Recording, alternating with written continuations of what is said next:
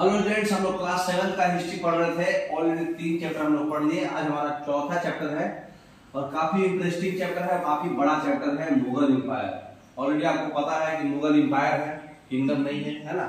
Empire kingdom आप पहले पढ़ चुके हैं, क्या डिफरेंस होता है। तो ये चैप्टर में इंडियन सब कॉन्टिनेंट में बहुत सारा डाइवर्सिटी है, लोगों का भी डाइवर्सिटी है और कल्चर का भी डाइवर्सिटी है। इसलिए बहुत ही एक्सट्रीमली डिफिकल्ट टास्क है कोई भी रूलर को यहाँ पर राज करना, है ना, रूल करना। तो मुगल्स जो है ये बहुत अर्ली एज में ही कर लिया था। कैसे?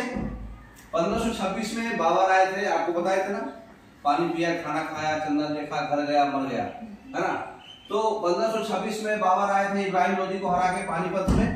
उसके बाद 1707 में औरंगजेब सबसे लास्ट रूल किए थे, जो कि अप्रॉक्स सारे सब कॉन्टिनेंट मतलब आसपास का जितना भी एरिया आपको दिख रहा है, सारे सब कॉन्टिनेंट को कंट्रोल कर लिए थे, है ना।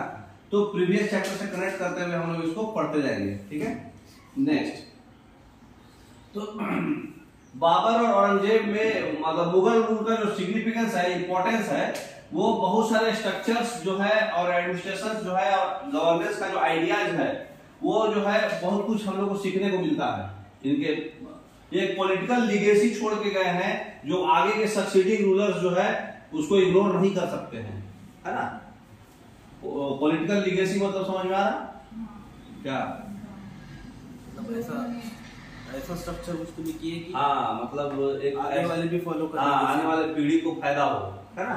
नेक्स्ट, लीजेंड बात सुने हैं, लीजेंड, वो लीजेंड है तो लीगेसी से ही बना है।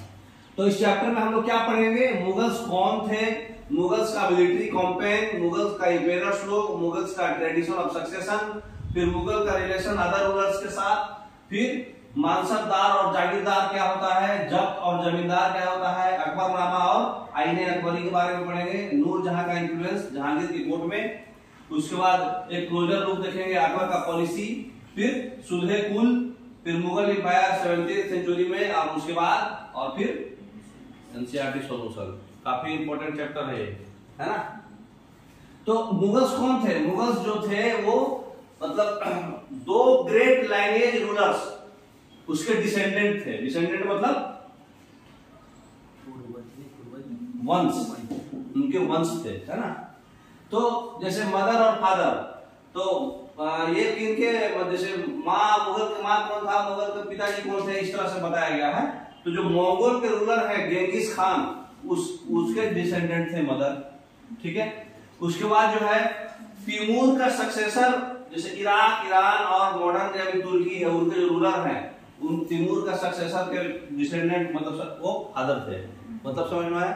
मदर की तरफ से जंगीज खान और फादर की तरफ से तैमूर। हाँ, मदर की तरफ से गेंगिस खान जो कि मंगोल रूलर है, और फादर की तरफ से तैमूर।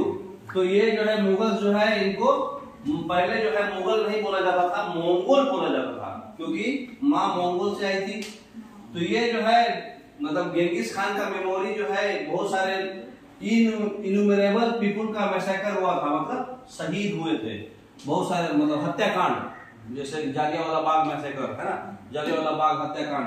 तो ये बहुत सारे इन्यूमरेबल, बहुत सारे लोगों का हत्या हुआ था, मतलब गेंगिस खान के मेमोरी के साथ। इसलिए उनको मंगोल मतलब मुगल्स जो है मंगोल वर्ड लाइक नहीं करते थे, तो मंगोल वर्ड से हटा करके उनको मुगल बोल दिया गया, है ना।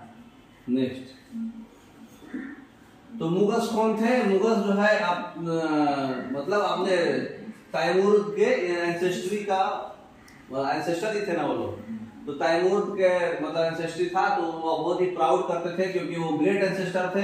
वो 1398 में दिल्ली कैप्चर कर लिए थे, इसलिए मुगल्स वर्ड दिया गया, मंगोल्स नहीं। पहले मंगोल्स बोला जाता था, तो मंगोल्स में उनकी माता से रिलेटेड बहुत हत्याकांड हुआ है, इसलिए उनको पसंद नहीं करते थे। तो फिर मुगल्स का नाम क्यों दिया गया? क्योंकि मुगल्स जो है तैमूर का एंसेस्टर थे, जो उनके फादर है ना, उनके भी एंसेस्टर, है ना, पूर्वज, जो ग्रेट एंसेस्टर थे, जो दिल्ली को 1398 में कैप्चर किए थे, इसलिए उस साम्राज्य का नाम मुगल दिया गया, है ना। तो वो लोग जो है अपना जेनोलॉजी पिक्टोरियली ऐसे फॉलो करते हैं। ग्रुप फोटोग्राफ देखिए आपको दिखा हुआ है। जेनोलॉजी मतलब उनका पूरा वंश, मतलब वंशावली, वंशावली मतलब समझ रहे, दादा कौन थे, परदादा कौन थे, फिर बेटा है ना, पूरा वंश। नेक्स्ट ये सब बैठे हुए हैं वही। तो मुगल का मिलिट्री कैंपेन्स, बाबर जो है पहला मुगल एम्पायर थे, 1526 से 1530 तक ये लड़ाई किए थे, है ना। तो ये जो है फरघाना का जो थ्रोन है 1494 में, जब वो सिर्फ 12 साल के थे उस समय ही जीत गए थे, फिर भी इनको एंसेस्टर थ्रोन को छोड़ना पड़ा था फोर्सफुली, क्योंकि एक मंगोल ग्रुप जो है उज़्बेक्स इनको जबरदस्ती इन्वेजन किया था, अटैक किया था। तो मंगोल का ग्रुप जो है उज़्बेक्स, वो जबरदस्ती इनको लीव कराया था एंसेस्टर थ्रोन को। कौन सा एंसेस्टर थ्रोन था? फरघाना। वो जीत गए थे फिर भी उनको छुड़वाया था, वहीं पे कहानी खत्म हो गया था उज़्बेक्स। तो 1504 में फिर वो काबुल को सीज कर लिए, सीज मतलब समझते, हड़प लिए, किडनैप। तो 1526 में वो फिर दिल्ली के सुल्तान इब्राहिम लोदी को हराए। इब्राहिम लोदी कोई लड़का है, लड़की नहीं है ना। तो इब्राहिम लोदी को हराए पानीपत के बैटल में, 1526 फर्स्ट बैटल ऑफ पानीपत, जो मुगल एम्पायर का ईयर स्टार्ट हुआ। इरा बोले तो युग, है ना, बहुत लंबे समय तक हो गया तो युग बोलते उसको। तो मुगल एम्पायर और उनका रिलेशन, बहुत सारे रूलर्स जो है, बहुत सारे रूलर्स उस समय जो है टाइम में थे। 1526 से लेके 1857 तक लगभग मुगल रूल चला, है ना। उसमें सिख, राजपूत, अहोम सबके साथ जो है उनका रिलेशन था। ये पूरा एरिया था मुगल एम्पायर।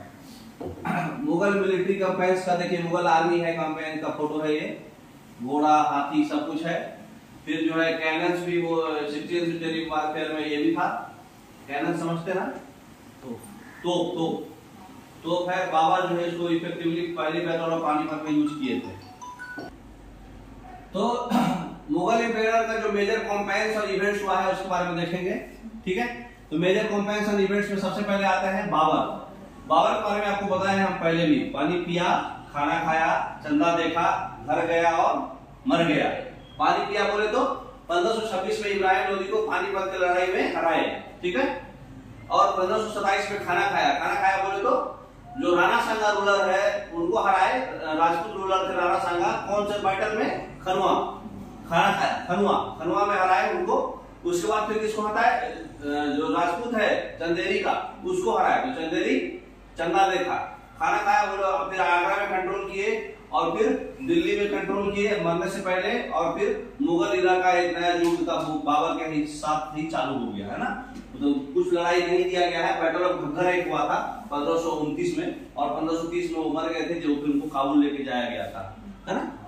नेक्स्ट,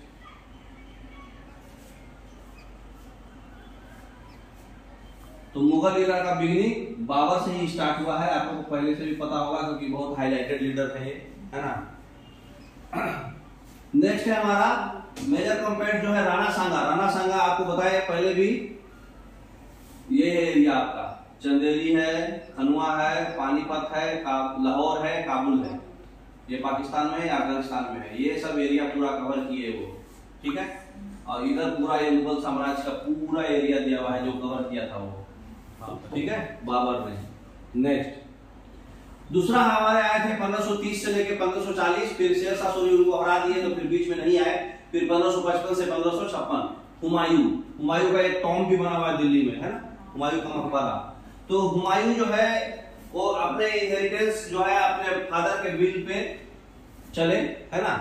उसके बाद जो है उनका ब्रदर्स जो है उनको एक प्रोविंस, जितने भी इनके भाई थे सबको एक एक प्रोविंस दे दिया गया।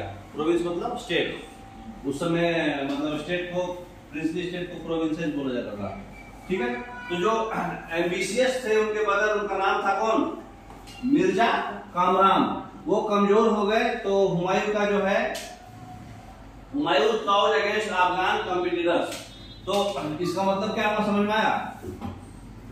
वो मिर्जा कामरान उसका भाई उसके साथ मिल गया, अफगान के साथ मिल गया, उसकी वजह से हुमायूं, हाँ, मिर्जा कामरान जो है अफगानिस्तान के साथ मिल गए, इसकी वजह से हुमायूं कमजोर पड़ गए, है ना। तो वो दो बैटल फाइट किए, एक शेरशाह सूरी के साथ फाइट किए, बैटल ऑफ चौसा और बैटल ऑफ कनौज, दोनों अच्छा जगह है। तो मतलब उसमें वो हार गए, ठीक है। तो इसलिए उनको फोर्स किया गया, भागना पड़ा दम भुगा के ईरान। फ्ली बोले तो दुम भुगा के, मतलब जैसे कुत्ते का दुम छुपा के भागते ना लोग, वैसा है ना। तो कहाँ चले गए? ईरान भाग गए, शेरशाह सूरी से हार गए थे। तो शेरशाह सूरी सासाराम के लीडर है, grand trunk road, GT road यही बनवाए थे पहला। दूसरा, ये सब पूरा इवेंट हुआ, उनका भाई धोखा दे दिया था, इसलिए वो हार गए थे। ठीक है, तो मुगल एम्पायर का उस समय एंड हो गया, ऐसा लग रहा था, बट ऐसा हुआ नहीं, है ना। हुमायूं जो है फिर कहां से हेल्प लिए? सफाविद शाह से हेल्प किए और फिर रिकैप्चर किए 1555 में शेरशाह सूरी को हराए। ठीक है, तो 1556 में फिर हुमायूं एक एक्सीडेंट में मर गए, लाइब्रेरी से गिर के मर गए, सीढ़ी से, लाइब्रेरी से पुस्तकालय में पढ़ने समय सीढ़ी से गिर के मर गए। कहां? काबुल में। नेक्स्ट, उसके बाद आए कौन से? हुमायूं का टॉम भी बनाया है अकबर। अकबर आए 1556 से लेकर 1605 तक। जब वो 13 साल के थे तो वो इंपीरियर बन चुके थे। उनका शासन जो है 3 पीरियड में बांटा गया, 1556 से 70, 70 से 1605 और 79 से 81 सेपरेट बांट दिया गया, क्योंकि उसमें काफी कुछ काम हुआ था, है ना। तो 56 से 70 में क्या है? एक इंडिपेंडेंट रीजेंट था बैराम खान। रीजेंट मतलब पार्टनर है, जैसे हम लोग का ट्रॉलीमैन होता है मतलब जो हमेशा साथ में चलने वाला, है ना, जो हर चीज में सपोर्ट करने वाला। बोले तो एक क्या उसको बोला जाता है? सोल्जर, इंपॉर्टेंट सोल्जर, मेन मंत्री, है ना। जैसे ये मान लीजिए अगर राष्ट्रपति है अकबर, ये प्रधानमंत्री है, सब कुछ संभाल यही रहा है, नाम इसके है ना।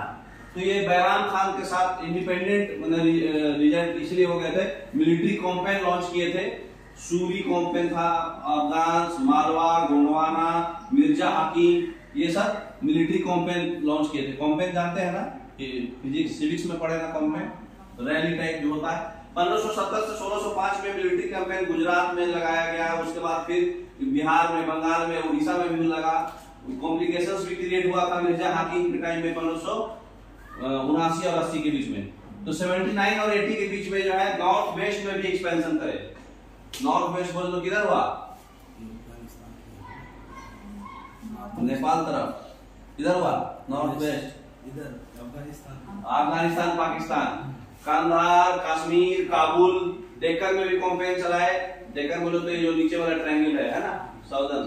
उसके बाद सलीम का रिबिलियन भी हुआ, जो उनके इंपीरियर थे जहांगीर, उनके खुद के बेटे, उनको सलीम बोला जाता था। ये है बैराम खान, मेनागी, ठीक है। और ये पूरा एरिया कवर किए हैं, दिख रहा? पीला और ये ब्लू क्या है? जो ब्लू है वो क्या है?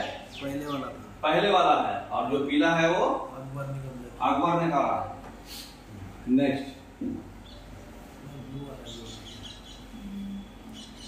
अच्छा ब्लू वाला अकबर ने कहा, पहले ये ब्लू वाला बात किया, नॉर्थ वेस्ट वगैरह पूरा। हाँ, ब्लू वाला अकबर ने करा और ये पीला वाला ऑलरेडी हुमायूं तक था, है ना। नेक्स्ट, अकबर की बीवी का नाम क्या था? तो पहली बीवी थी जोधाबाई, दूसरी बीवी।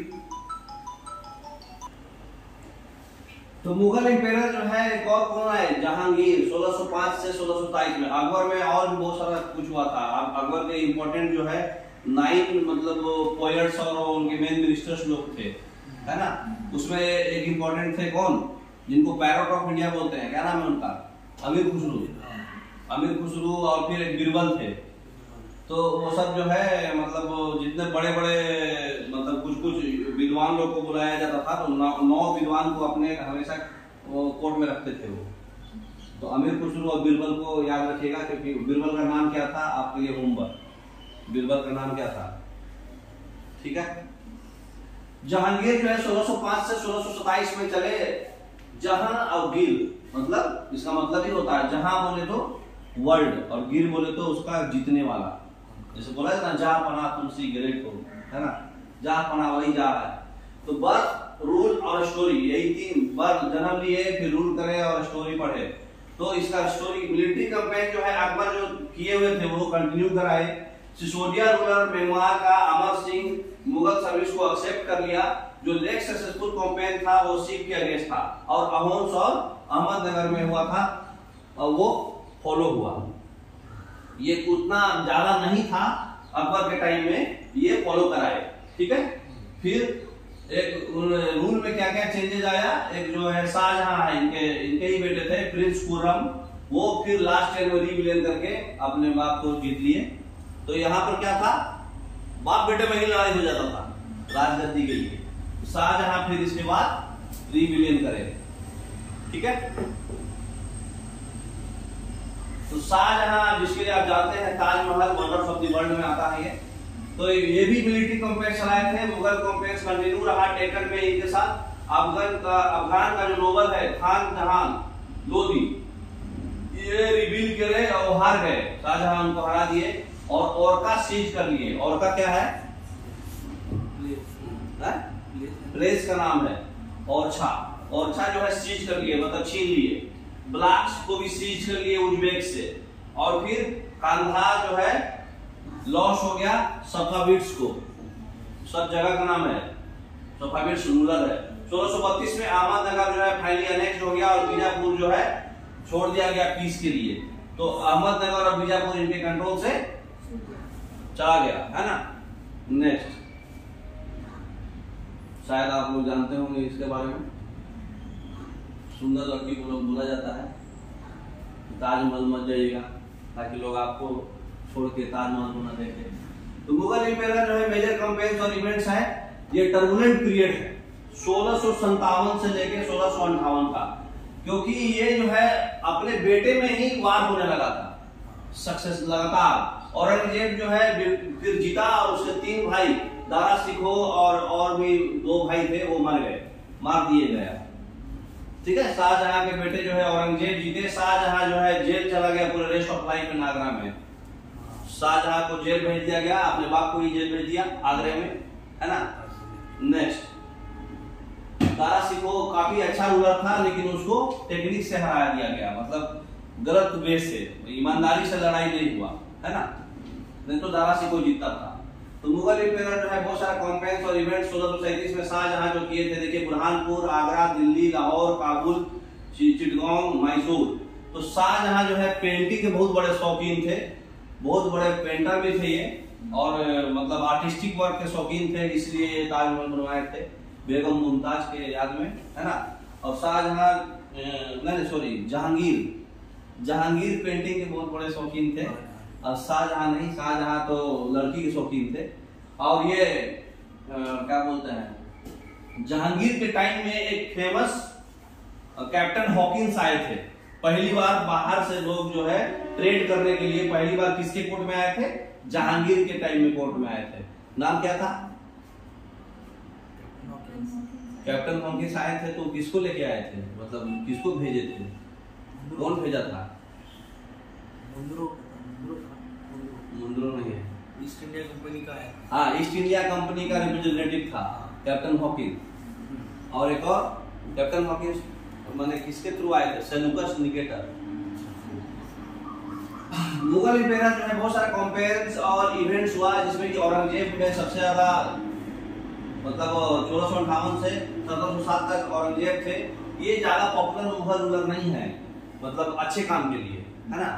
तो ये मिलिट्री कैंपेन जो है अहोम्स में, तो अहोम्स जो है 1663 में हार दिया और फिर से रिविलियन करा 1680 में। जो अहोम्स नहीं था ना उनके कंट्रोल में, वो जीत गए। उसके बाद जो है यूसुफ जाई और सिख के अगेंस्ट टेम्पोरली सक्सेसफुल हुआ, जब परमानेंट नहीं। फिर मुगल का इंटरवेंशन हुआ और इंटरनल पॉलिटिक्स जो है राठौर राजपूत मारवाड़ का, वो फिर से रिविलियन करे। शिवाजी मारवाड़ से किए थे, शिवाजी जीत गए। फिर मराठा के अगेंस्ट फिर से रिविलियन हुआ, मराठा। नेक्स्ट, सब आपको याद रखना है। तो ये जो है मुगल एम्पायर जो है 1525 तक जो पावर किए थे, वो सिर्फ लाइनिंग से दिखाया हुआ है, ये वाला एरिया, ठीक है। उसके बाद 1605 में अकबर जो ऐड किया वो पीला वाला एरिया है, ठीक है। फिर बाद में औरंगजेब जो ऐड किए ये वाला एरिया है, लगभग पूरा कवर हो गया, है ना। नेक्स्ट, तो औरंगजेब के कैंपेन जो है उतना ज्यादा सक्सेसफुल नहीं रहा, क्योंकि वो जो भी सक्सेसफुल रहा टेम्पोररी पीरियड तक रहा, है ना। क्यों? क्योंकि बहुत सारे रिबेलियन फेस किए वो। अकबर जो है रिबेल किए थे औरंगजेब के अगेंस्ट, वो मराठा से सपोर्ट लेकर के और डेक्कन सल्तनत के सपोर्ट लेकर के अकबर ही औरंगजेब के अगेंस्ट में है रिबेल किए थे। औरंगजेब जो है बीजापुर अनेक्स कर लिए थे, छीन लिए थे 1685 में। 1687 में गोलकोंडा छीन लिए थे। गोलकोंडा कहाँ है? हैदराबाद में गोलकोंडा फोर्ट है। 1689 में 89 में औरंगजेब पर्सनली जो है कैंपेन मैनेज करके डेक्कन में मराठा के अगेंस्ट कैंपेन मैनेज करके जीते टेम्पोररी, है ना, डेक्कन के साथ। उसके बाद मराठा के साथ औरंगजेब जो है, औरंगजेब को फिर से नॉर्थ इंडिया में सिख के द्वारा रिबेलियन मिला, फेस करना पड़ा। जाट के द्वारा भी रिबेलियन मिला, सतनामी के द्वारा भी रिबेलियन मिला नॉर्थ ईस्ट में, अहोम्स, है ना, और डेक्कन में मराठा भी उनको रिबेलियन करा फिर से। तो पहले वो जीत तो गए 1689 में, लेकिन बाद में फिर से रिबेलियन मिला। तो उनके डेथ के बाद उनके बच्चे को काफी मतलब कॉन्फ्लिक्ट हुआ। तो उनके मरने के बाद काफी लड़ाई हुआ आप उनके बेटे में, है ना, क्योंकि ये सबसे रिश्ता खराब कर चुके थे, बहुत ही क्रूर नेता थे। अपने बाप को जेल में रखे कंटिन्यू जब तक मरा नहीं, तो समझिए कितना क्रूर, मतलब क्रूएल थे, क्रूएल माइंडेड थे। इसलिए इनको जो भी जीतते थे उसके बावजूद भी फिर से उनको वापस फिर से रिबेलियन हो ही जाता था, लड़ाई हो ही जाता था, कंप्लीटली नहीं जीत पाए थे। मतलब सबसे अच्छा जितना अगर जीते हैं तो बाबर और अकबर, है ना, बाकी कोई उतना खास नहीं रहा। वो शांत माइंड थे जहांगीर, है ना, पेंटर थे तो थोड़ा कूल माइंड के थे। नेक्स्ट, जहांगीर कहाँ से गिर के मरे थे? लाइब्रेरी पे, सीढ़ी से। मुगल का ट्रेडिशन ऑफ सक्सेशन जो है, टाइप्स ऑफ सक्सेशन दो टाइप का होता है, एक प्राइमोजेनिटर और एक कोपरसेनरी। तो टाइप ऑफ सक्सेशन जहां प्राइमोजेनिटर में क्या होता है, सबसे बड़ा वाला बेटा जो है अपने फादर का रूल इनहेरिट करेगा, मतलब वो चलेगा, है ना। और कोपरसेनरी मतलब क्या होता है, जहां पे इनहेरिटेंस जो होगा सब बेटे में बटाएगा, डिवीजन होगा। तो मुगल का ट्रेडिशन ऑफ सक्सेशन क्या था? सब में होता था, जो जीतेगा वो जीतेगा, मतलब झगड़ा करो जीतो, है ना, सबसे इंटरेस्ट वाले को नहीं मिलेगा। नेक्स्ट, तो Mughal tradition of success believe in the rule of primogeniture होता था, but they follow the Mughal and ट्राइमोरी कस्टम ऑफ कोपरसेनरी इनहेरिटेंस। लेकिन वो लोग फॉलो क्या करते थे? ये बिलीव नहीं करते थे, कौन से प्राइमोजेनिटर में बिलीव नहीं करते थे, भाई जो बड़ा है उसको क्यों मिलेगा, जो टैलेंटेड है उसको मिलेगा, जो सबको मार के जीत गया वो जीत गया, ठीक है। तो ये जो है तैमूरीद का जो कस्टम ऑफ कोपरसेनरी इनहेरिटेंस पे बिलीव करते थे। प्रॉब्लम क्या आया इस ट्रेडिशन से? बहुत टाइम ऐसा हुआ कि मुगल के प्रिंसेस जो है अपने रूल माने अपने फादर के अगेंस्ट ही रिबेलियन कर लिए और ब्रदर्स के अगेंस्ट ही रिबेलियन कर लिए, जो कि एग्जांपल है आपका दारा सिकोह और औरंगजेब के बीच लड़ाई, है ना। नेक्स्ट, तो मुगल का रिलेशन बाकी रूलर्स के साथ कैसा था? मुगल का रूलर जो है कंपेयर हुआ कंस्टेंटली, रूलर जो मतलब अपना ऑथोरिटी रिफ्यूज कर दिया एक्सेप्ट करने के लिए, है ना। तो मिलिट्री कंपेयर के अलावा मुगल्स के पास जो है डिप्लोमेटिक स्ट्रेटजी भी था एक्सपेंशन करने के लिए। कैसे था? जैसे जैसे मुगल्स पावरफुल हो गए, बहुत सारे रूलर जो है उनके ज्वाइन करने लगे वॉलंटरली कुछ टेम्पोररी टाइम के लिए, जैसे कि मुगल और राजपूत में टाई अप हो गया। तो जितने भी जो है वो क्या करते थे, जिसको जीतते थे वहां के उसके महारानी से शादी कर लेते थे।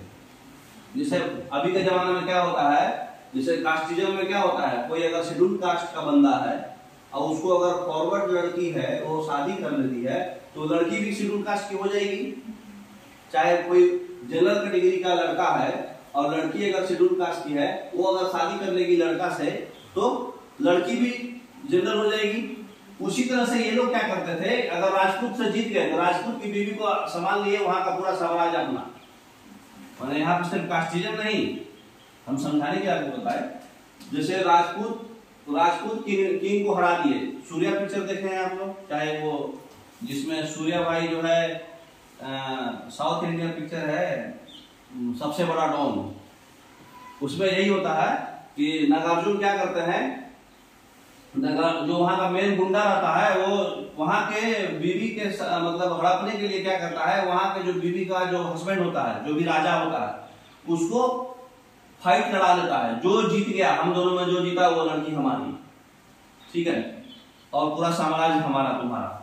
वैसे ही है, ये क्या करते थे, वहां के लड़की को, फैमिली को शादी कर लेते थे, तो उसका जो भी हाई पोजीशन था वो रिसीव कर लेते थे, लड़की का हस्बैंड जो पोजीशन पे है, ठीक है। तो बहुत सारे इसको रजिस्ट भी करते थे, है ना। नेक्स्ट, इससे भी वो अपना पावर जो है बढ़ाए थे। तो मुगल का जो मैरिज हुआ था राजपूत के साथ, जो जहांगीर की माँ है, वो क्या नाम है उसका, वो कछवाहा का प्रिंसेस थी, जो कि राजपूत रूलर का डॉटर है ना। तो राजपूत रूलर की बेटी के साथ वो शादी कर लिया। कौन? जहांगीर के पिताजी। कौन?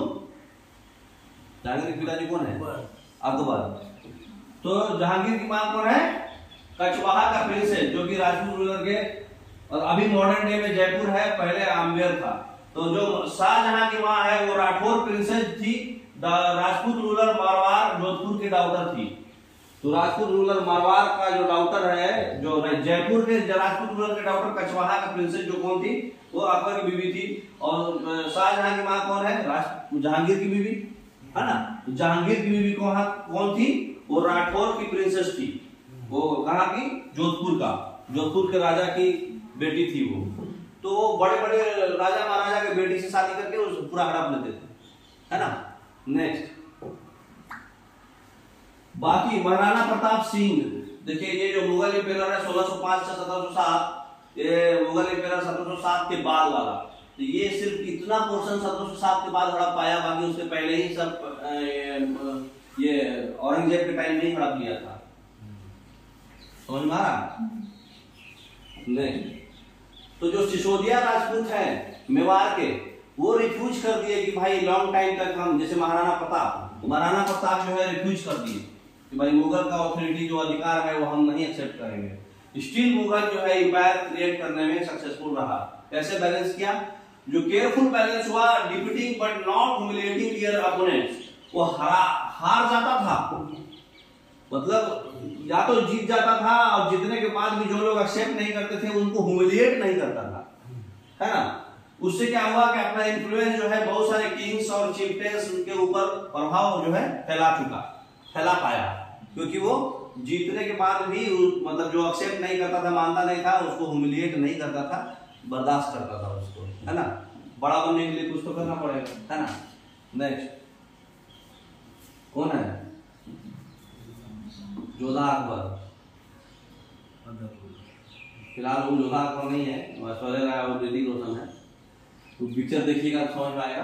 तो मुगल का रिलेशन जो है बाकी रूलर्स के साथ में बैलेंस जो है, डिफीटिंग बट नॉट ह्यूमिलिएटिंग, वो मुगल एम्पायर्स को बहुत मदद किया। क्योंकि हमेशा बैलेंस रखना काफी डिफिकल्ट होता है, क्योंकि आप जीतने के बाद भी सामने वाले की बात सुन रहे हैं, मतलब बहुत टॉलरेट कर रहे हैं, है ना। जो औरंगजेब का जो पॉलिसी था, औरंगजेब जो है शिवाजी को इंसल्ट किया था जब वो मुगल अथॉरिटी आए थे एक्सेप्ट करने। इसका परिणाम क्या हुआ था? इसका परिणाम यही हुआ था कि शिवाजी फाइनली फिर मतलब आए थे एक्सेप्ट करने, फिर नहीं माने। जैसे होता ना, ये आदमी बोलता है कि हाँ चलो माफी मांग लेते हैं, लेकिन माफी मांगने के समय जब वो आदमी, सामने वाला इंसान अपना औकात दिखाने लगता है, तो बोलता है जा सला जो जाना है जा, नहीं मानते। नेक्स्ट, अब है मानसबदार और जागीरदार। मानसबदार और जागीरदार का बैकग्राउंड समझिए। इंपायर तो फैलते गया, बहुत सारे लोग जो है जरूरत था इंपायर को गवर्न करने के लिए, क्योंकि बहुत बड़ा एरिया हो गया उसका। तो स्मॉल न्यूक्लियस बनाए तुर्किश का एक नोबल, जो कि वो उसमें ईरानियन थे, इंडियन मुस्लिम थे, अफगान था, राजपूत थे, मराठा थे और भी ग्रुप थे। वो मुगल सर्विस में उनको रिक्रूटमेंट दे दिए। तो जो मुगल सर्विस ज्वाइन करा उनको बोला गया मानसबदार। जैसे एडमिनिस्ट्रेटिव सर्विस होता ना, इंडियन एडमिनिस्ट्रेटिव सर्विस, उसी तरह से वहां मुगल सर्विस रिक्रूटमेंट चालू हो गया। ये सब आदमी को उसमें भरने का पोस्ट दिया गया, है ना। मुस्लिम, इंडियन का मुस्लिम, अफगान, राजपूत, मराठा और भी ग्रुप जो है वो रिक्रूटमेंट दिए, नियुक्ति दे दिए उनको, मानसबदार कहे उनको, है ना। नेक्स्ट, तो मानसबदार जो होता है इंडिविजुअल्स होता है जिसका खुद का पोजीशन होता है, रैंक होता है ना। मानसबदार का एक ग्रेडिंग सिस्टम था, रैंक, सैलरी और मिलिट्री का रिस्पॉन्सिबिलिटी। अब जाट रैंकिंग क्या होता है? एक न्यूमेरिकल वैल्यू था जिसके ऊपर जो है सैलरी डिपेंड करता है मानसबदार का, और उसका रैंक से डिपेंड करता है। आज भी है, जैसे लेवल रहता है हम लोग का, लेवल 1 2 3 4 5 6 7, जैसे जैसे लेवल बढ़ेगा वैसे वैसे सैलरी बढ़ेगा, गवर्नमेंट जॉब में ऐसा ही होता है, ठीक है। तो higher the zat more prestigious was the nobles position in court and larger his salary. जितना नंबर ज्यादा होगा, 1 नंबर है तो कम सैलरी, 10 नंबर है तो ज्यादा सैलरी, ज्यादा प्रेस्टिजियस, है ना। नेक्स्ट, तो मानसबदार का मिलिट्री रिस्पॉन्सिबिलिटी क्या था, उनको मेंटेन करना था कैवलरी मैन और सवार। कैवलरी मैन क्या होता है, सवार जो घोड़ा पे जो करता ना, वो कैसे मेंटेन करते थे मानसबदार, जिसमें कि मार्क हो रहा है सवार के साथ। सवार किसको बोलते हैं, घोड़ा। हाँ, और कैवलरी में बंदूक वाले सोल्जर्स, तो घोड़ा हाथी वाले सोल्जर सवार। तो ये जो है इनको मेंटेन करना था, मानसबदार का ये रिस्पॉन्सिबिलिटी था, जिनको रिक्रूट किया गया है ना। नेक्स्ट, कैसे मेंटेन करते थे वो लोग, अब है जागीरदारी सिस्टम। मानसबदार जो है सैलरी रिसीव करता था, एक रेवेन्यू असाइनमेंट जिसको बोलते थे जागीर, जो कि एक इक्ता था, इक्ता की जैसा ही था, iqta tax, but different from iqtadari system. Iqtadari system से डिफरेंट था, लेकिन इक्ता के जैसा ही था। जैसे मुफ्ती और इक्तादार में क्या था, मोस्ट मानसबदार जो है एक्चुअली जो है रहते नहीं थे और अपने जागीर को एडमिनिस्टर नहीं करते थे। ये जो है इनका सिर्फ राइट था कि रेवेन्यू जो है उनका जो असाइनमेंट है वो जो कलेक्ट करेंगे अपने सर्वेंट्स के द्वारा, है ना, अपने सर्वेंट्स के द्वारा कलेक्ट कराते थे उनके लिए, है ना। नेक्स्ट,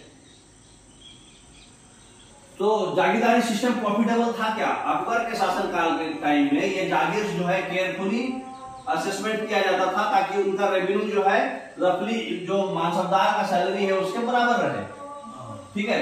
लेकिन उसके बाद औरंगजेब के शासनकाल के टाइम में ये केस ऐसा नहीं रहा, एक्चुअल रेवेन्यू कलेक्ट होता था कम और दिया जाता था जो मतलब जितना जोड़ के उनको ग्रांट हो रहा है, तो नंबर ऑफ मानसबदार को प्रॉब्लम होने लगा। भाई जितना सैलरी देना है उतना आया ही नहीं, तो आपको तो दिलाएगा नहीं उतना सैलरी, तो भाई आप कच तो करोगे। तो ये शॉर्टेज ऑफ जागीर क्या है, जो टैक्स है, मतलब पैसा है, कुछ नहीं है ना। और जागीरदार बोले तो जो पैसा लेके सबको बांट रहा है ना। तो jagirdar try to extract as much revenue as possible, चाहता था जितना से ज्यादा एक्सट्रैक्ट कर सके पैसा। पीजेंट्री देयरफॉर सफर ट्रेमेंडसली, सबसे ज्यादा ट्रेमेंडसली मतलब सबसे ज्यादा कौन सफर हुआ, पीजेंट्स लोग, नीचे के लोग ही ज्यादा सफर होंगे ना, कम पैसा आएगा, ऊपर वाला तो ले ही लेंगे।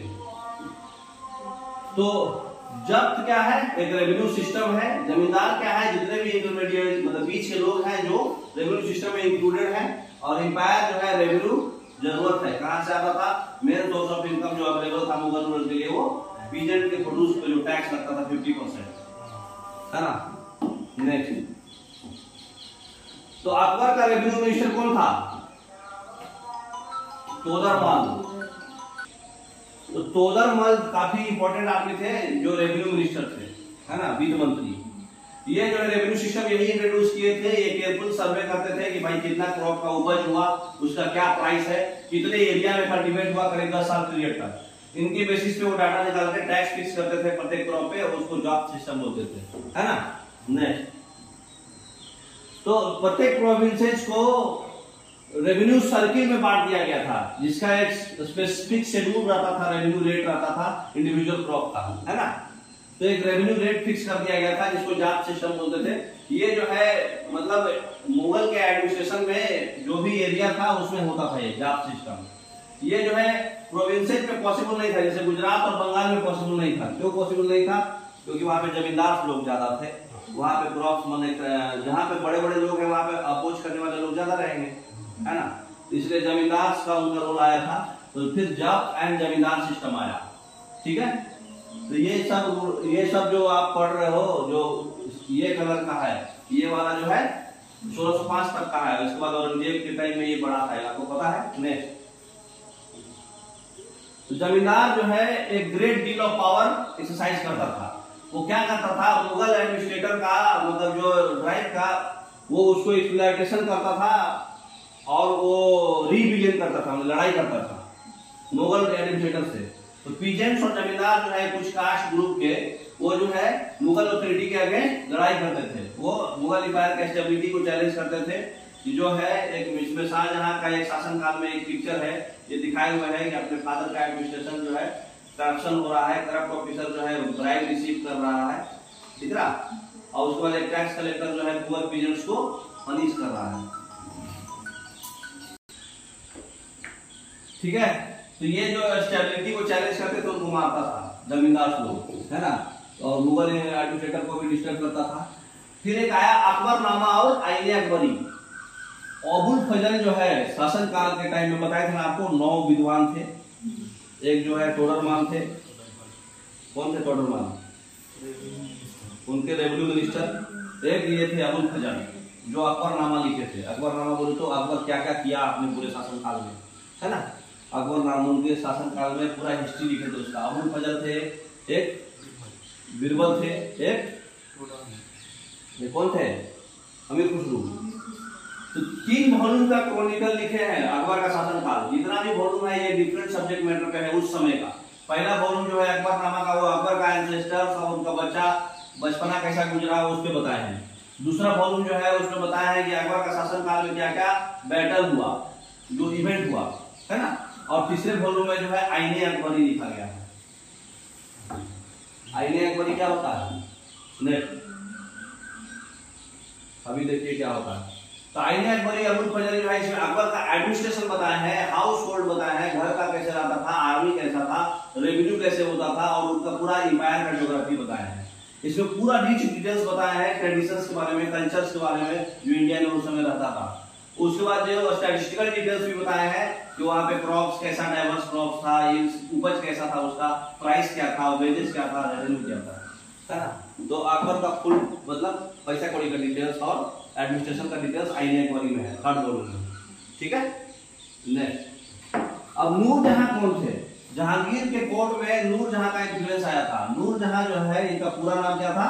मेहरुनिसा। मेहरुनिसा जो है जहांगीर से शादी की थी 1611 में, जिनको टाइटल दिया गया था नूरजहां। मेहरुनिसा जो है बहुत ही लॉयल थी और सपोर्टिव थी। ये इनके ऑनर में जहांगीर जो है एक सिल्वर कॉइंस छपवाए थे जिसका अपना टाइटल था एक साइड, और दूसरे साइड में उसका इंस्क्रिप्शन था struck in the name of the queen Begum Nur Jahan. Struck बोले तो छपवाया गया, ठीक है। तो नूरजहां के बेगम के नाम पे मतलब एक साइड तो मतलब उनका क्या बोलते हैं, खुद का नाम और एक साइड नूरजहां का नाम। नेक्स्ट, तो जो एडवाइजिंग डॉक्यूमेंट था, एक फरमान था नूरजहां का, एक डॉक्यूमेंट था, एक मतलब फरमान बोले तो ऑर्डर होता है उस समय, उर्दू में फरमान बोलते हैं। तो जो स्क्वायर सील स्लेट है ये, जिसमें कि उसका कमांड था मोस्ट सबलाइम और एलिवेटेड मैजेस्टी नूरजहां फतह बेगम द राउंड स्टील स्टेट्स, ठीक है। By the son of Shah Jahangir, she became the brilliant as the moon and made Noorjahan Pasha with the lady of the age। इसका मतलब समझ में आया? शाहजहां का वो एक शाहजहां एक सूरज है और वो एक मून है। हाँ, लाइट से मुझे चमक गई वो। मतलब कि जहांगीर के बेटे थे शाहजहां, और नूरजहां को चांद बोला गया और शाहजहां को सूरज बोला गया। वो नूरजहां जो है मून की जितना ब्रिलियंट है ना। तो नूरजहां और शाहजहां का शादी हुआ था, है ना। अकबर का पॉलिसी क्या था उनके शासनकाल में? एक रिटन डॉक्यूमेंट था अबुल फजल के द्वारा, अकबरनामा, है ना। उसमें सूबा और सूबादार और दीवान था।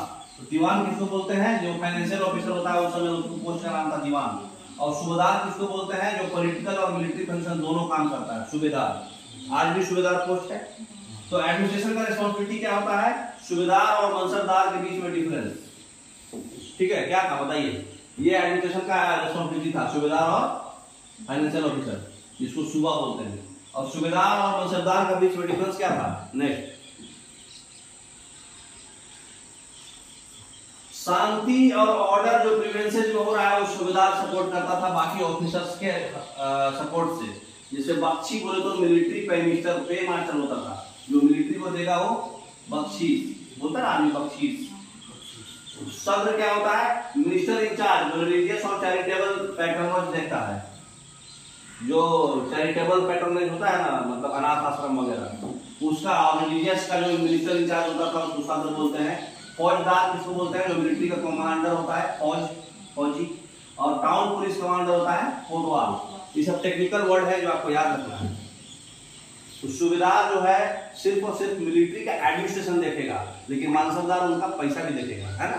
चलिए, तो एडमिनिस्ट्रेशन क्या होता है, नोबल कमांडेड लार्ज आर्मी जो है, और उसको लार्ज अमाउंट ऑफ रेवेन्यू भी क्योंकि नोबल लोग जो है क्या करते थे, लार्ज आर्मी कमांड करते थे और उनको लार्ज अमाउंट ऑफ रेवेन्यू भी एक्सेस था। वो इंपेरर से लॉयल रहते थे और इफिशिएंटली काम करते थे। 70th सेंचुरी के बाद बहुत सारे नोबल जो है इंडिपेंडेंट नेटवर्क अपना खुद से बना दिए। आज भी होता है, आप जिसको हायर करते हैं काम करने के लिए, जब वो काम सीख जाता है तो अपना खुद सा खोल देता है बिजनेस। उसी तरह से ये भी कहा, तो उनका लॉयल्टी जो एम्पायर का कमजोर हो जाता है खुद सेल्फ इंटरेस्ट से, क्योंकि वो सीख गया सब कुछ काम, उसका सेल्फ इंटरेस्ट बढ़ गया, यार हम भी कमा सकते हैं, तो अपना खोल देगा। तो जो मेन कंट्रोल कर रहा था उसका तो कमजोर हो जाएगा ना, है ना। जैसे मान लीजिए हम 4 टीचर हायर किए और 4 टीचर हायर किए, सब वो अच्छे से एकदम लॉयल्टी से पढ़ा रहे हैं, सबको पढ़ा रहे हैं, उसका पैसा ले रहे हैं, लेकिन जब पढ़ाते पढ़ाते अपना एक इमेज बना लिए तो अपना खुद का स्कूल खोल दिए, कोचिंग खोल दिए, तो जो आदमी हायर किया था उसको तो नुकसान हुआ। बस वही जैसा है ना। नेक्स्ट, तो ये मुर्शीद कुली खान है, ये निजामुल मुल्क असफ जाह है, ये अकबर के पॉलिसी में है ये सब। अकबर और जो इबादत खान का एक आइडिया था। फतेहपुर सिकरी में अकबर जो है डिस्कशन किए थे रिलीजन पर, उलामा, ब्राह्मण और जेसुइट, क्राइस्ट और जोरिस्टियंस के साथ, ठीक है। तो क्यों डिस्कस किए थे, क्योंकि वो चाहते थे कि डिफरेंट रिलीजन और सोशल कस्टम्स के बारे में जानना चाहते थे कि भाई उनका क्या कस्टम है, कैसे क्या क्या काम करते हैं। तो अकबर का जो इंटरेक्शन था लोगों के साथ, डिफरेंट फेथ्स था, उसमें रियलाइज किए कि रिलीजियस स्कॉलर जो रिचुअल और डोगमा करते हैं वो आपके बाय वर्ड्स होते हैं। इसका मतलब टाइप का होता है, मतलब हाँ, वो अपने इसके लिए कुछ भी करना चाहते हैं। हाँ, मतलब वो जो भी रिचुअल्स कराते हैं, जो दान, जैसे दान दक्षिणा ये सब जो है, वो मतलब कि धोखेबाज होते हैं, सिर्फ पैसे का फोकस रहता है और उनको बेवकूफ बना के कर लेते हैं, है ना। नेक्स्ट, अकबर का पॉलिसीज में देखिए फतेहपुर सिकरी यही है, यही डिस्कशन हो रहा है इंडिविजुअल्स के साथ, इबादत खान के साथ। फतेहपुर सिकरी अभी कहाँ है, आगरा के आसपास है, यूपी में। तो रिलीजियस कॉन्फ्लिक्ट्स और बाय वर्ड्स के बीच में जो डिससैटिस्फाइड थे वो, क्योंकि अकबर एक आइडिया दिए थे, जिसका आइडिया क्या था, sulhi kul, religious tolerance where people should not be discriminated on the basis of religious और रियल, मतलब उसके धर्म के आधार पर आप उसको डिस्क्रिमिनेट नहीं कर सकते हैं। Focus on system of ethics, honesty, justice, peace, जो कि यूनिवर्सल एप्लीकेबल होता है, इस पर आप फोकस करिए, उसके वास्तविकता और उसके धर्म पर फोकस मत करिए, है ना। तो अबुल फजल जो है ये आइडिया को फ्रेम करे, और ये प्रिंसिपल ऑफ गवर्नेंस फॉलो किया गया जहांगीर के द्वारा भी और शाहजहां के द्वारा भी। यही गवर्नेंस था कि भाई हम धर्म के आधार पर नहीं बांटेंगे लोगों को, बल्कि ऑनेस्टी, जस्टिस और पीस के आधार पर सबको रखेंगे, है ना। जिसका नाम था सिलूकुल। तो मुगल एम्पायर जो है 17th सेंचुरी में, उसके बाद जो है वो बहुत सारा प्रॉस्परस हो गया था, क्योंकि मिलिट्री एफिशिएंसी अच्छा हो गया था। इंटरनेशनल ट्रेवलर्स जो है वो लैंड ऑफ वेल्थ इसको डिस्क्राइब करते थे, और सेम विजिटर्स जो है पॉवर्टी के स्टेट में आए थे, जो साइड बाय साइड जो है बहुत सारा ऑपुलेंस। इसका मतलब क्या हुआ, इनइक्वालिटी जो है चमक रहा था। इसका मतलब क्या हुआ, ये एविडेंस मिला है शाहजहां के डॉक्यूमेंट के टाइम में। ये जो लाइन लिखा हुआ है इसका मतलब बताइए क्या हुआ। विजिटर आए, उन्होंने देखा कि पॉवर्टी भी है और रिचनेस भी है, हाँ, दोनों भी दिख रहा है, साइड बाय साइड एग्जिस्ट कर रहा है। हाँ, और जो एक विजिटर्स आए, इंटरनेशनल ट्रेवलर, वो बताए कि भाई ऐसा जगह है, वो लैंड ऑफ वेल्थ है, संपत्ति का जगह है ये। उस सेम विजिटर जो है ये भी बोले कि जो स्टेट ऑफ पॉवर्टी भी है एग्जिस्ट कर रहा, side by side greatest opulence भी है, मतलब रिचनेस भी है, मतलब कि पॉवर्टी भी है और रिचनेस भी है। तो ये इनइक्वालिटी जो है बहुत ही ज्यादा दिख रही है, चमक रही है। ये शाहजहां के शासनकाल के टाइम में हुआ था। नेक्स्ट, फिर है Mughal empire, expenses of Mughal empire है मानसबदार। वो डुअल इम्पैक्ट हुआ था सोसाइटी का, मतलब कि मुगल एम्पायर का जो खर्चा है और मानसबदार का जो खर्चा है, उसमें इम्पैक्ट क्या हुआ था सोसाइटी पर। जो भी आर्टिजन्स और पीजेंट्स हैं, जो गुड्स सप्लाई करते थे और अपने एम्पायर को प्रोड्यूस देते थे मानसबदार को, वो बेनिफिट हुए, है ना। लेकिन रेवेन्यू का कलेक्शन जो है बहुत ही कम बचा, इन्वेस्टमेंट में, क्योंकि पीजेंट्स और आर्टिजन्स के हाथ में कुछ भी नहीं बच रहा था। कैसे बेनिफिट हुए? आर्टिजन्स और पीजेंट्स जो गुड्स सप्लाई कर रहे थे, प्रोड्यूस सप्लाई कर रहे थे, उनको तो फायदा हो रहा था, लेकिन जो पैसा सप्लाई कर रहे थे उनको कुछ भी नहीं मिल रहा था, है ना। तो जो पुअरेस्ट जो है, जो हार्डशिप में रहते हैं, वो लोग में बहुत खराब लाइफ जी रहे, जो सबसे गरीब लोग, जो वेल्दियर पीजेंट्री है, आर्टिजन ग्रुप्स है, मर्चेंट्स है, बैंकर्स हैं, वो जो है इकोनॉमिक वर्ल्ड में प्रॉफिट हुए थे, उनको फायदा हुआ था। जो सबसे गरीब लोग हैं वो तो हार्डशिप में जीते थे, है ना। मुगल एम्पायर जो है एक्सट्रीमली पावरफुल ग्रुप बन गया। जैसे जैसे मुगल एम्पायर का ऑथोरिटी जो है स्लोली डिक्लाइन होने लगा, उसका सर्वेंट जो है पावरफुल सेंटर बन गया रीजन में, उनके सर्वेंट ये जो है नया डायनेस्टी बनाने लगे और नया प्रोविंस बनाने लगे, हैदराबाद और अवध। नवाब हैदराबाद जानते होंगे, निजाम, ये जो है कंटिन्यू करने लगे। मुगल एम्पायर जो है दिल्ली में ही कंटिन्यू हुआ। 18वीं सेंचुरी में एम्पायर का जो प्रोविंस है कंसोलिडेट हो गया और इंडिपेंडेंट पॉलिटिकल आइडेंटिटी बन गया, है ना। अलग अलग मतलब दिल्ली अलग, आगरा अलग, अलग अलग प्रोविंसेस बन गया, है ना। सबका अलग अलग, काबुल अलग, लाहौर अलग, दिल्ली अलग, मतलब सब पहले यूनाइट था ना, सबका कंट्रोल मुगल के पास था। अब सेपरेट बन गया और सेपरेट सेपरेट अपना रूलर वो रूल कर रहे हैं, है ना। तो आपका चैप्टर कंप्लीट हो गया है। अब इंस्टेंट सॉल्यूशन देख लेते हैं। बताइए मंसाब किसको बोलते हैं, मंगोल किसको बोलते हैं? नूरजहां क्या है? नूरजहां को जहांगीर से लिंक कर लीजिए। जहांगीर की बीवी। सूबेदार किसको बोलते हैं?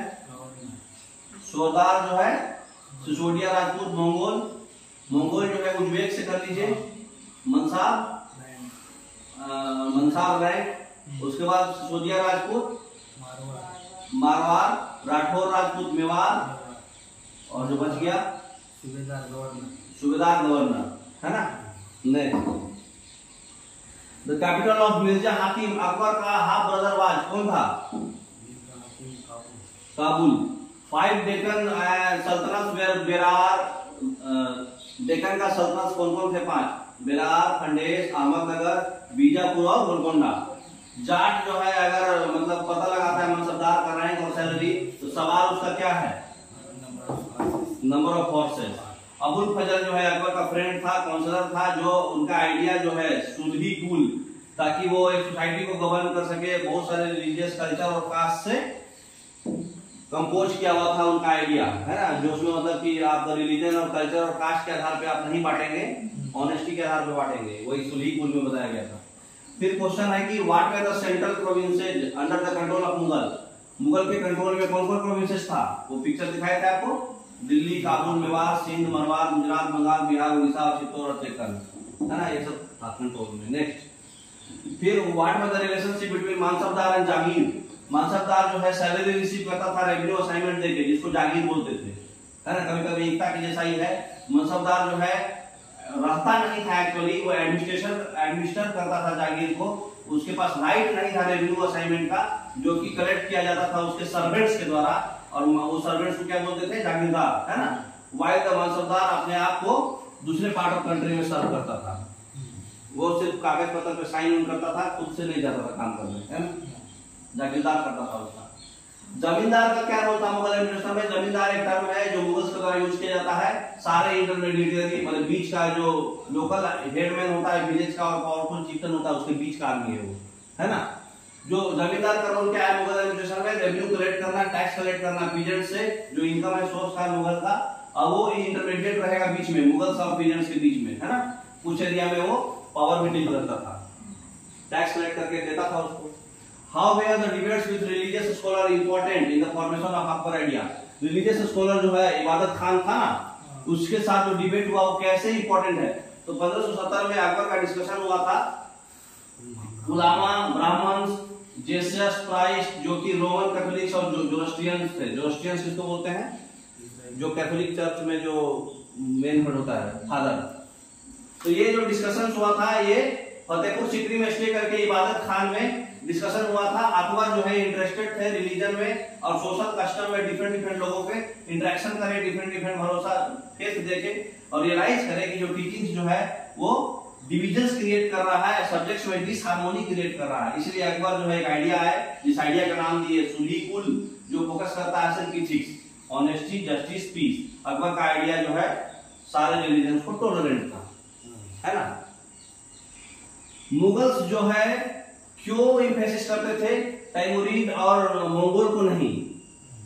अभी सबसे स्टार्टिंग में बताए थे मदर साइड जो है मुगल्स जो है डिसेंडेंट थे गेंगिस खान, जो 1227 में मरी थी, मंगोल रूलर जो चाइना और सेंट्रल एशिया में रूल किए थे। तो उनके फादर साइड से वो सक्सेसर थे तैमूर, जो रूलर था ईरान, इराक और मॉडर्न डे तुर्की का। लेकिन मुगल्स जो है लाइक नहीं करते थे मुगल और मंगोल को, क्योंकि गेंगिस खान का मेमोरी जो है सिर्फ और सिर्फ बहुत लोगों का हत्याकांड से एसोसिएटेड है, लेकिन मुगल जो है अपने तैमूरिद का एंसेस्ट्री जो है उससे प्राउड है ना। बताए थे स्टार्टिंग में। नेक्स्ट, कैसे इंपॉर्टेंट है income from land revenue to the stability of Mughal empire. Land revenue से इनकम होके स्टेबिलिटी कैसे आया। जो लैंड रेवेन्यू का इंपॉर्टेंट रोल कैसे प्ले किया, कैसे स्टेब्लिश आया इससे, क्योंकि वो इकोनॉमिक सिस्टम को स्ट्रेंथन कर दिया। मनी जो कलेक्ट किया जाता था वो बिल्डिंग फोर्स बनाने में इन्वेस्ट किया जाता था, वारफेयर में, वेलफेयर में करा जाता था इन्वेस्टमेंट। इसका इंपॉर्टेंस जो है कि तोदरमल आपका का रेवेन्यू मिनिस्टर बनाया गया, 10 साल तक ले वो पावर को प्रॉपर कैलकुलेशन करके लैंड रेवेन्यू कलेक्ट करते थे, है ना। फिर क्वेश्चन है why was it important for the Mughal to recruit mansabdar from diverse background and not just Turani and Irani. Mansabdar जो है क्यों रिक्रूट किया गया अलग अलग बैकग्राउंड से, सिर्फ तुरानी और ईरानी क्यों नहीं, है ना। तो ये इंपॉर्टेंट क्यों था, क्योंकि मानसबदार डाइवर्स बैकग्राउंड से इसलिए दिया जा रहा था क्योंकि एम्पायर जो है डिफरेंट रीजन में था, प्रोविंसेस में था, इसलिए जरूरी था स्टेबिलिटी देने के लिए हर वैरायटी के लोग, है ना, नहीं तो लोग कंप्लेन करेंगे। कॉमन फोक्स का प्रॉब्लम था, समझा गया था, जो वहां के साथ रहते हैं वही ज्यादा अच्छे से समझ सकते हैं, इसलिए वहां के लोग को मानसबदार बनाया गया था। मुगल नहीं चाहता था कि कोई रिबेल करे उनके प्रिविलेज को लेके कि भाई तुरानी और ईरानी का प्रिविलेज दे रहे हो, है ना, इसलिए सबके लोगों को यूज किया था। फिर है मुगल एम्पायर के जैसा इंडिया भी आज बहुत सारे सोशल और कल्चरल यूनिट बना हुआ है। क्या ये नेशनल इंटीग्रेशन के लिए चैलेंज है? नहीं, ये कोई चैलेंज नहीं है नेशनल इंटीग्रेशन के लिए, क्योंकि यूनिटी जो है डाइवर्सिटी में अगर है तो एक स्पेशल फीचर है। इंडिया जो है different religion, culture, caste, creed India belong करता है, लेकिन ये नहीं सिग्निफाई करता है कि वो लोग डिफरेंट पीपुल हैं, वो सभी एक है और प्राउड है इंडियंस का, क्योंकि हमारा कॉन्स्टिट्यूशन कभी भी कास्ट, रिलीजन, सेक्स के आधार पे डिस्क्रिमिनेट नहीं करता है। फिर है peasants were vital for the economy of Mughal empire. सही बात है। Do you think that they are also important today? आज भी इंपॉर्टेंट है। Has the gap in income between the rich and the poor in India change a great deal from the period of Mughals. Mughals से आज India जो है change हुआ है कुछ। तो एग्रीकल्चर जो है वाइटल रोल प्ले करता है इंडियन इकोनॉमी में। पीजेंट्स जो है आज भी इंपॉर्टेंट है, ठीक है, जैसे मुगल एम्पायर में थे, क्योंकि वो लैंड रेवेन्यू पे कर रहे गवर्नमेंट को, जो यूज किया जाता है बहुत सारे पॉलिसीज में, ग्रांट्स में, सब्सिडीज में, है ना, प्रोजेक्ट में। लेकिन मुगल रूल में सारे लोग एग्रीकल्चरल ही थे, कोई अदर सोर्स ऑफ इनकम नहीं था एग्रीकल्चर के अलावा, है ना। इसलिए इनकम गैप जो है रिच और पुअर में उतना ज्यादा नहीं है, जितना मतलब उतना ज्यादा नहीं है अभी, पहले बहुत ज्यादा था, है ना। Now people find more income, sorry मतलब अभी इनकम गैप ज्यादा है। क्यों? क्योंकि पहले सिर्फ एग्रीकल्चर सोर्स ऑफ इनकम था, बहुत कुछ हो गया। नाउ पीपल को बहुत सारे इनकम बेस्ड जॉब एग्रीकल्चर के अलावा भी है इंडिया के पीपल के पास, इसलिए पीजेंट्स जो है इंपॉर्टेंट आज भी है। लेकिन 50% से ज्यादा जो कंट्री है वो एग्रीकल्चर है, लेकिन एग्रीकल्चर और एलाइड सेक्टर, फॉरेस्ट, फिशरी, ये करीब 13.7% ही है जीडीपी का, बाकी सब अदर सोर्स ऑफ इनकम है, इसलिए गैप बढ़ गया है। ठीक है, तो आपको समझ में आया होगा, एक बार रिवाइज कीजिएगा घर जाकर के, समझ में आ जाएगा, क्लियर हो गया। Thank you.